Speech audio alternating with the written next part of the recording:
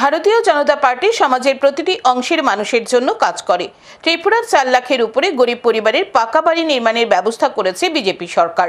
রবিবার শান্তির বাজারে মন্ডল অফিসের ভিত্তিপ্রস্তর স্থাপন করে একথা বললেন প্রদেশ বিজেপির সভাপতি রাজীব ভট্টাচার্য। শান্তির বাজারে ভারতীয় জনতা পার্টির কোনো স্থায়ী মণ্ডল কার্যালয় নেই। অবশেষে সেখানে মণ্ডল অফিস বাড়ি গড়ে তোলার পরিকল্পনা নেওয়া হয়েছে। রবিবার রথযাত্রার দিনে মণ্ডল অফিসের শিলান্যাস হয়। বিগত দিনে স্থায়ীভাবে বিজেপির কার্যালয় ছিল না।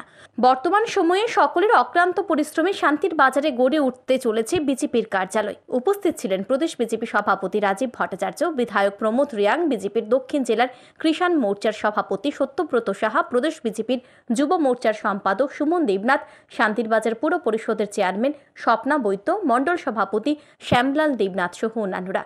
অনুষ্ঠানে আলোচনা করতে গিয়ে ত্রিপুরা প্রদেশ বিজেপি সভাপতি রাজীব ভট্টাচার্য বলেন, লোকসভা নির্বাচনের আগে দেওয়া প্রতিশ্রুতি মতো প্রধানমন্ত্রী নরেন্দ্র মোদী সম্প্রতি ঘোষণা দিয়েছেন দেশে গরিব পরিবারের জন্য আরও 3 কোটি পাকা ঘর নির্মাণ করার। অগ্রাধিকারের ভিত্তিতে রাজ্যেও যারা বঞ্চিত হয়েছেন তাদের পাকা ঘরের ব্যবস্থা করবে বিজেপি সরকার। তিনি বলেন, মানুষ বিজেপির উপরে পূর্ণ আস্থা রেখে লোকসভা নির্বাচনে রাজ্যে ভালো ফলাফল করেছেন।